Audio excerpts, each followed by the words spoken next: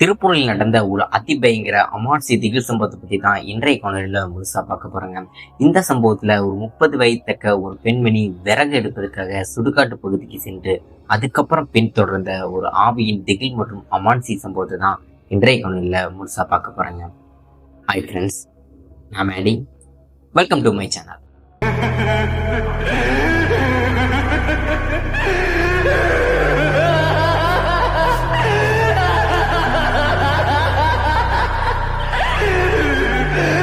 இந்த சம்பவம் தமிழ்நாட்டில் உள்ள பனியன் ஆடைக்கு பேர் போன திருப்பூர் மாவட்டத்தில் இருந்து ஒரு 8 கிலோமீட்டர் உள்ள ஒரு அழகிய கிராமத்துல 1999ஆம் காலகட்டத்தில் நடந்ததாங்க இந்த சம்பவம்.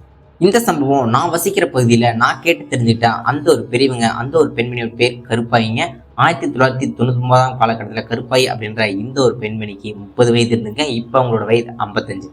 இந்த கருப்பாய் அப்படின்ற இந்த பெண்மணியோட குடும்பத்தை பற்றி சொல்லணும் அப்படின்னா, இவங்களுக்கு திருமணமாகி கணவர் இருக்காங்க. அவரோட பேர் மாரியப்பன். 1999ஆம் காலகட்டத்தில் இவங்களுக்கு 10ஆம் கிளாஸ் படிக்கிற ஒரு ஆண்மகனும் 10ஆம் கிளாஸ் படிக்கிற ஒரு பெண்மணியும் கொண்ட 4 பேர் கொண்ட குடும்பம் தான் இவங்களோட குடும்பங்க. திருப்பூர் தான் இவங்களோட பூர்வீகம். கருப்பாய் அப்படின்ற அந்த பெண்மணியோட தொழில் என்ன அப்படின்னா, பெரிய லெவலில் படிக்காதனால பணக்கார வீட்டிடம் போயிட்டு வீட்டு வேலை செய்வாங்க. துணி துவைக்கிறது, பாத்திரம் விளக்குறது, வீட்டு கூட்டுன்னு சொல்லிட்டு இந்த மாதிரி வேலையை பார்த்துட்டு தான் இவங்க குடும்பத்தை பார்த்துட்டு இருந்திருக்காங்க. இவங்களோட கணவரான மாரியப்பன் அப்படின்ற அந்த நபர் என்ன வேலை பண்ணிட்டு இருக்காரு அப்படின்னா, ஆசாரின்னு சொல்லுவாங்க. மர வேலையை பார்த்துட்டு ரொம்ப கஷ்டப்பட்டு தான் இவங்க குடும்பத்தை பார்த்துட்டு இருந்திருக்காங்க. 1999ஆம் காலகட்டத்தில் கிராமத்தில் வாழ்ற பெரும்பாலும் மக்கள் கேஸ் அடுப்பை பயன்படுத்த மாட்டாங்க, ஸ்டவ் அடுப்பு தான் பயன்படுத்துவாங்க. மண்ணெண்ணெய் அடுப்பு அப்படின்னு சொல்லுவாங்கல்ல. சில மக்கள் மண்ணாலான அடுப்பை தான் அதிகமாகவே பயன்படுத்துவாங்க. இந்த 3 சைடு செங்கல் வச்சு களிமண்ணால ஒரு அடுப்பை செஞ்சு அந்த அடுப்பை தான் அதிகமாகவே பயன்படுத்துவாங்க.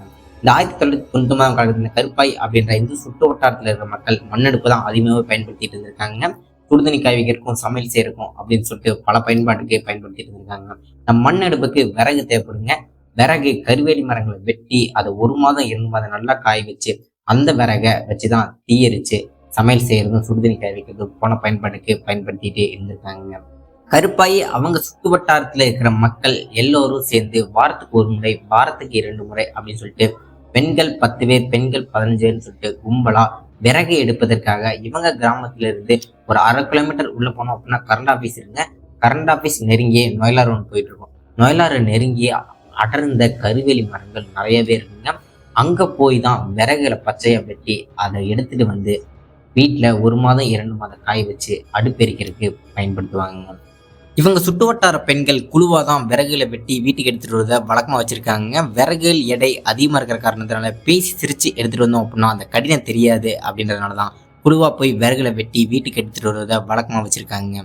சம்பவத்தன்னைக்கு கருப்பாய் காலை 9 மணி போல் வழக்கமாக வீட்டு வேலைக்கு போயிட்டு இருந்திருக்காங்க. போகிற வழியில் அவங்க கிராமத்து பெண்கள் கருப்பாய் கிட்ட மதியானம் 1 மணிக்குள்ளெல்லாம் வீட்டுக்கு வந்துடுங்க, நம்ம வழக்கமாக குழுவாக போய் பெண்கள் விறகு வெட்டி வீட்டுக்கு எடுத்துட்டு வரலாம் அப்படின்னு சொல்றாங்க. அதை கேட்ட உடனே கருப்பாயும் ஓகே சொல்லிடுறாங்க.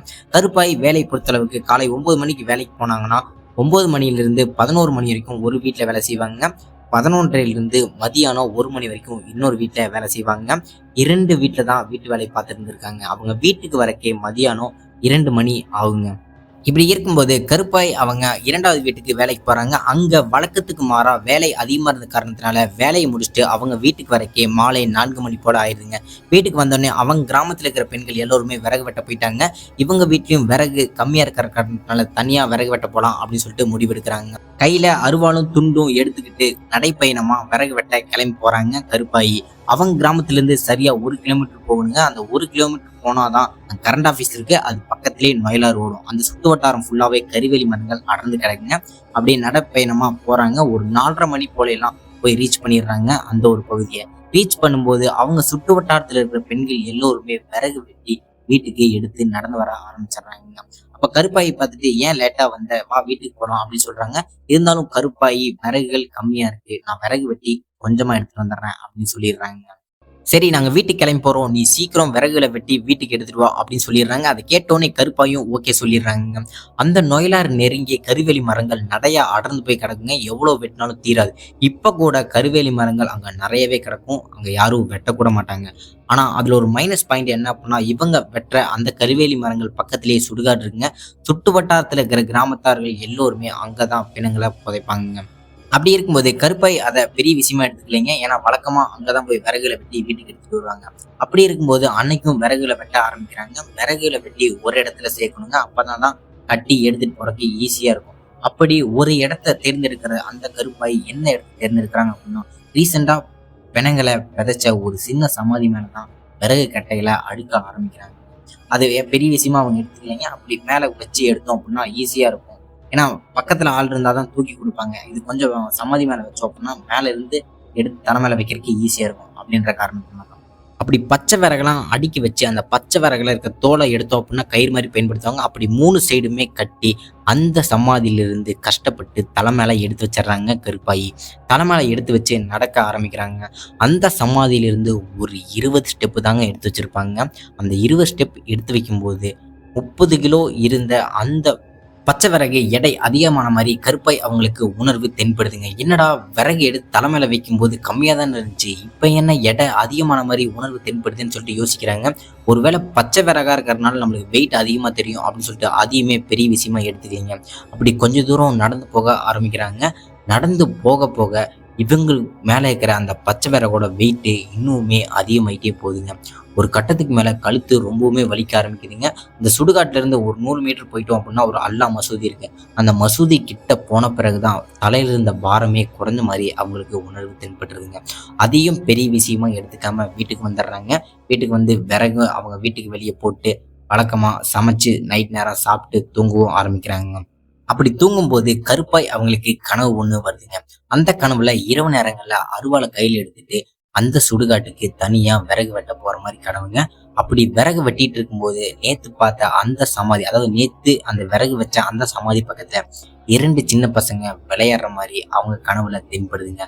அது பெரிய விஷயமா எடுத்துக்காம கருப்பாய் அவங்க விறகு எல்லாம் வெட்டி வீட்டுக்கு எடுத்துட்டு வந்துடுறாங்க. வீட்டுக்கு எடுத்துட்டு வந்து விறகு கீழே போட்டு திரும்பி பார்க்கும்போது இவங்களுக்கு ஒரு அதிர்ச்சிங்க. அந்த சுடுகாட்டுல பார்த்த அந்த 2 சின்ன பசங்க வீட்டு வாசலுக்கு முன்னாடி வந்து நிக்கிறத பாக்குறாங்க. உடனே கருப்பாய் அவங்க என்னப்பா ஆச்சு, யார்ப்பா நீங்க அப்படின்னு சொல்லிட்டு கேள்வி எழுப்ப ஆரம்பிக்கிறாங்க. அந்த பசங்களுக்கு ஒரு 4 வயசு 3 வயசு அண்ணன் தம்பி மாதிரியே இருக்காங்கன்னு வச்சுக்கோங்களேன். அந்த பசங்க இதை கேள்வி கேட்ட உடனே முகத்தோற்றம் மாற ஆரம்பிக்குதுங்க ஒரு வித்தியாசமான முறையில. உடனே பயங்கரமா அழுகவும் ஆரம்பிக்கிறாங்க.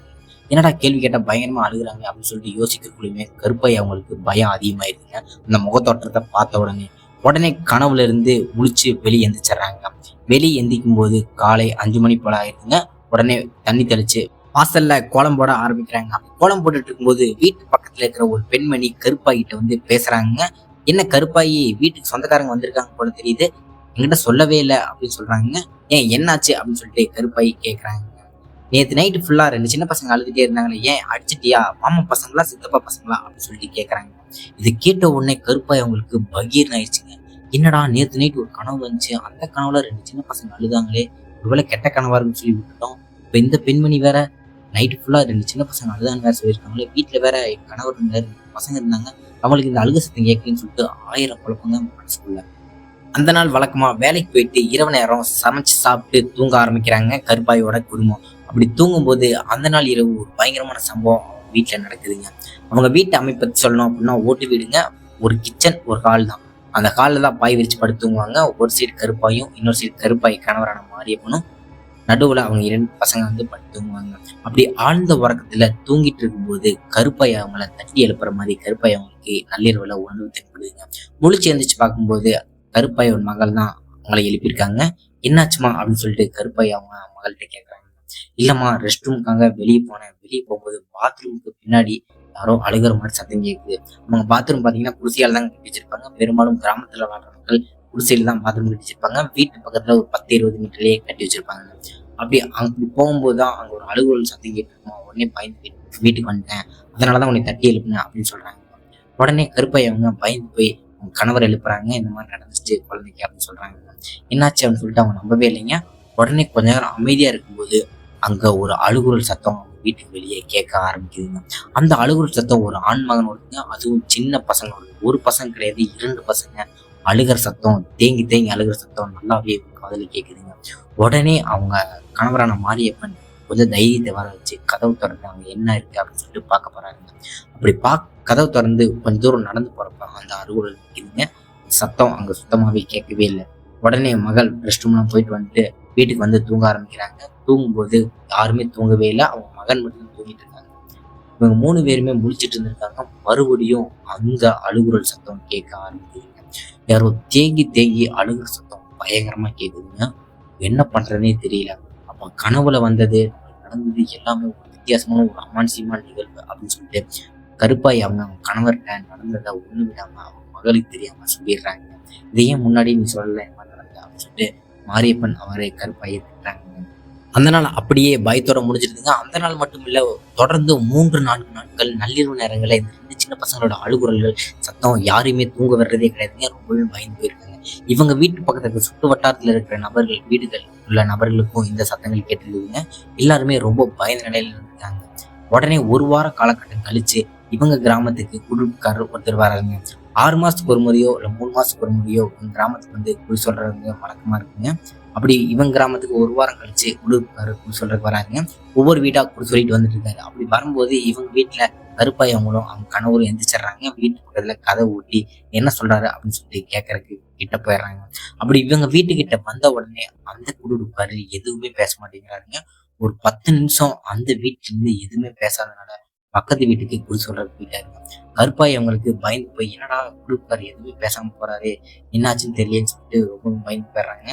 அடுத்த நாள் காலையில குடிகாரரு குறி சொன்ன வீட்டுல வந்து விளக்கம் கொடுப்பாருங்க. அப்படி இவங்க வீட்டு பக்கத்துல இருக்கிற வீட்டுல வந்து விளக்கம் கொடுத்துட்டு இருக்கும்போது கருப்பாய் அவங்க குடிகாரர்கிட்ட, சாமி நேத்து எங்க வீட்டுல வந்து நீங்க எதுவுமே சொல்லலையே அப்படின்னு சொல்லிட்டு கேட்கறாருங்க.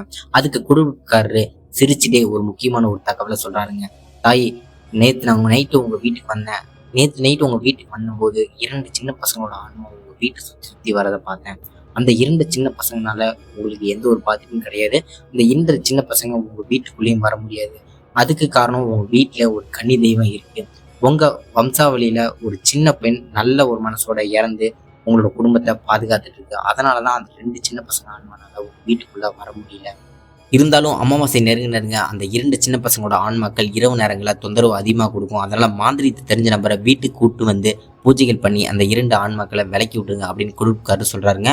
அதனாலதான் இரவு நேரங்களில் நான் எதுவும் பேசல, பகல்ல இந்த தகவலை சொல்லிட்டு போனோம் அப்படின்னு சொல்லிட்டு நான் வந்தேன் அப்படின்னு சொல்றாருங்க. இதை கேட்ட உடனே கருப்பாயும் அவங்க கணவரும், குடிகாரர் சொன்னதை கேட்ட உடனே கருப்பாயும் அவ கணவரும் காலையிலேயே மாந்திரியத்துல ஈடுபட்ட ஒரு நபரை திருப்பூருக்குள்ள ஒரு குறிப்பிட்ட இடத்துல போய் சந்திக்கிறாங்க.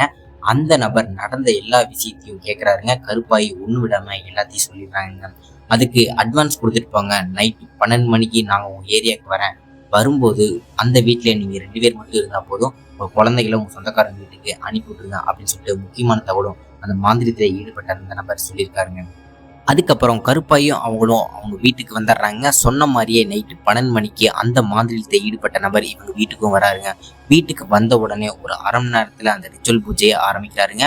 ரிச்சுவல் பூஜையை ஆரம்பிச்ச பிறகு பயங்கரமான அழுகுரல்கள் அவங்க வீட்டுக்கு வெளியே கேட்க ஆரம்பிக்குதுங்க. ஒரு 1/2 மணி நேரம் கழிச்சு இன்னுமே பயங்கரமான அழுகுரல்கள் ரொம்ப ஆக்ரோஷமாவே கேட்க ஆரம்பிக்குதுங்க. வீட்டை சுத்தி யாரோ பயங்கரமா நடந்து போற மாதிரி சத்தங்களும் கேட்க ஆரம்பிக்குதுங்க. இதுக்கப்புறமா மாந்திரத்தை ஈடுபட்ட நபர் 3/4 மணி நேரம் அந்த ரிச்சுவல் பூஜை பண்ணிட்டே இருந்திருக்காருங்க. பண்ணி முடிச்ச பிறகுதான் அந்த வீட்டுக்கு வெளியே அமைதி நிலவுதுங்க. அழுகுரல் சத்தமும் கேட்கல, யார் ஓடுற சத்தம் நடக்கிற சத்தம் எதுவுமே கிடையாது. அதுக்கப்புறம் அந்த ரிச்சுவல் பண்ண அந்த மாந்திரிகவாதி இவங்கள்ட்ட ஒரு முக்கியமான தகவல் சொல்றாங்க. இந்த பசங்கனால எந்த ஒரு பிரச்சனையும் கிடையாது, ஆனா இந்த பசங்கனால தொந்தரவு மட்டும் தான் இருக்குன்னு சொல்லிட்டு அந்த குடிகாரர் சொன்னார்ல, அதே மாதிரிதான் சொல்லியிருக்காங்க. இந்த வீட்டுல கன்னிதேவி இருக்கிறதுனால எந்த ஒரு ஆன்மாக்களாலையும் உள்ள வர முடியாது, கெட்ட சக்தியும் உள்ள வர முடியாது அப்படின்னு சொல்லியிருக்காருங்க. இருந்தாலும் எக்காரணத்து கொண்டோ அந்த ஒரு சுடுகாட்டு பகுதிக்கு விறகு வெட்ட நீங்க போகாதீங்க. அப்படி போகும்போது தீய ஆன்மாக்கள் உங்களை பின்தொடர்ந்து வரக்கு வாய்ப்புகள் அதிகமாகவே இருக்கு. அது மட்டும் இல்லாம உங்க வீட்டுக்குள்ள வரக்கு வாய்ப்புகள் கிடையாது. இருந்தாலும் நீங்க முன்னெச்சரிக்கையா இருங்க அப்படின்னு சொல்லியிருக்காருங்க அந்த மாந்திரத்தை ஈடுபட்ட நபர். அதுக்கப்புறம் ஒரு அமௌண்ட்லாம் வாங்கிட்டு அவர் கிளம்பி போயிட்டாருமாங்க. அதுக்கப்புறம் அந்த ஒரு பகுதிக்கு கருப்பாய் அவங்க விறகு வெட்ட போறதே கிடையாதாமாங்க. இந்த ரிச்சுவல் பூஜை பண்ணதுக்கு அப்புறம் 1 வார காலகட்டம் கழிச்சு கருப்பாய் அவங்களுக்கு ஒரு தகவல் வருதுங்க.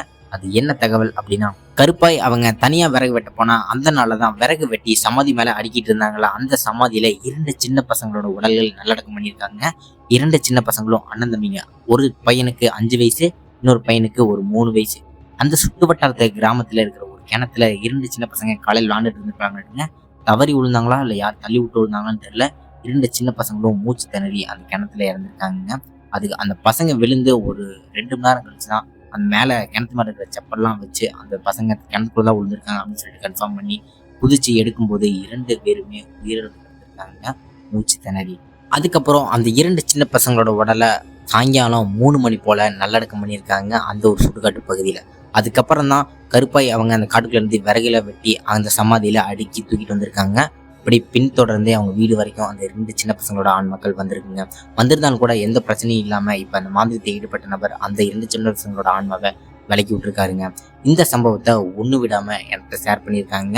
இந்த சம்பவத்தை ஷேர் பண்ண அந்த கருப்பாய் அவங்களுக்கு நன்றி சொல்லிட்டு, இந்த சம்பவத்தை பற்றி உங்களோட கருத்துக்கள்னு சொல்லிட்டு கமெண்ட் பாக்ஸில் கமெண்ட் பண்ணுங்கள். உங்கள் லைஃப்லேயே ஏதேனும் திகில் மற்றும் அமானுஷ திகில் சம்பவங்கள் நடந்துருச்சுன்னா என்னோட ஜிமெயில் இல்லைன்னா என்னோட இன்ஸ்டாகிராம் ஐடி கொடுத்துருக்கேன், அதை ஃபாலோ பண்ணிட்டு எனக்கு வாய்ஸ் மெசேஜாக கூட சென்ட் பண்ணுங்கள். உங்களுக்கு நடந்த அமானுஷ திகில் சம்பவத்தை நம்மளோட யூடியூப் சேனலில் நான் கண்டிப்பாக அப்லோட் பண்ணுறேன். அடுத்த ஒரு த்ரில்லிங்கான எபிசோடில் சந்திக்கும் வரை நான் உங்கள் மேடி.